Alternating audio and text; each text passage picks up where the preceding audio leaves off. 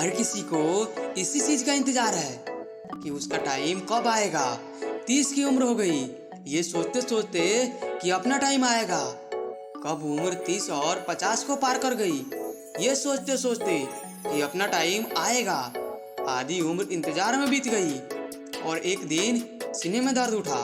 फिर डॉक्टर ने आकर कहा, अब आपका टाइम आ चुका है, अब आप आखिरी सांसें गिन रहे हैं। उन सभी लोगों को बुला लीजिए जिनसे आप अंतिम समय में मिलना चाहते हैं, क्योंकि आपका टाइम आ गया है। कहानी यहीं पर खत्म होती है और इससे हमें ये सीखने को मिलता है कि जिंदगी में इंतजार नहीं, मेहनत करो। किसी का टाइम आता नहीं, लाना पड़ता है। और जो फिजूल के बातों में उलझे रहते हैं, उनका कीमती टाइम सिर्फ बर्बाद होता है। बिहार के देव मिश्रा का नाम शायद आपने ना सुना हो, लेकिन ये एक ऐसी शख्सियत है जिससे हम बहुत कुछ सीख सकते हैं। एक आम लड़का जिसने ट्रेन हादसे में अपना दोनों पैर खो दिए, पर साथ ही खो दिए हर वो उम्मीद जो अपनी जिंदगी से थी। किसी भी इंसान के लिए ऐसा हादसा उसके जिंदगी बर्बाद करके रख देता है। फिर भी देव ने हार नहीं मानी। कुछ अपनों ने साथ दिया तो कुछ अपनों ने साथ छोड़ दिया, लेकिन उनकी माँ हमेशा उनके साथ रही।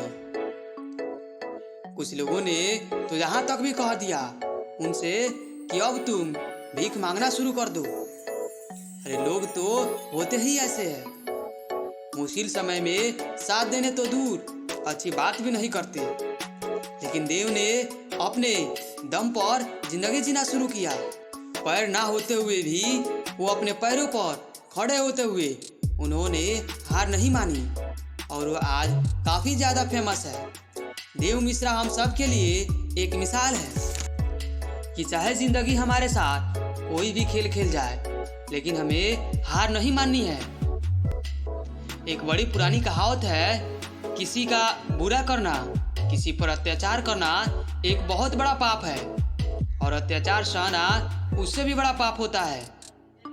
लेकिन मैं अब आपको एक ऐसी कहावत बताने वाला हूँ जो आप शायद ना सुनी हो। अगर कोई इंसान जिंदगी में कुछ करना चाहता है, कुछ बनना चाहता है, उसके कुछ सपने हैं और उस इंसान से जाकर आप ये कहना कि तुम कुछ नहीं कर सकते, तुम किसी काम का नहीं हो, ये बहुत बड़ा पाप होता है।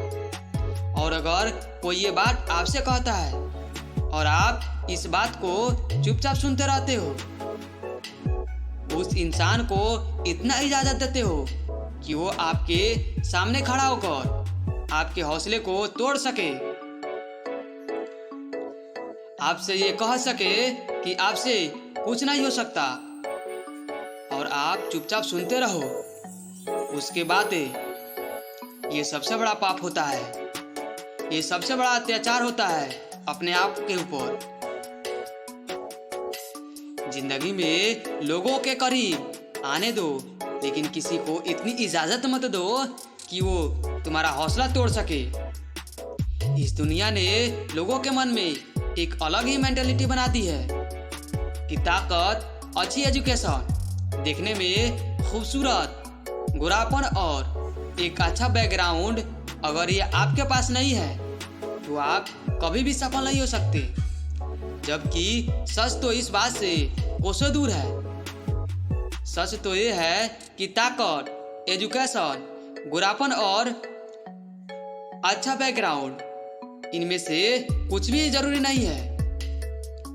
सफलता पाने के लिए और सही से जीने के लिए एक सही एटीट्यूड होनी चाहिए। अगर एटीट्यूड पॉजिटिव नहीं है तो सब बेकार है। अमीर आदमी भी एक दिन गरीब हो जाता है, सड़क पर आ जाता है, अगर उसका एटीट्यूड गलत होता है। और सड़कों पर खाक छानने वाले भी करोड़ों में खेलते हैं, अगर उनके जिंदगी को लेकर एटीट्यूड सही होता है, क्योंकि वो किसी पर डिपेंड नहीं रहते, किसी पर निर्भर नहीं रहते, न आर्थिक तौर पर और न भावनात्मक तौर पर।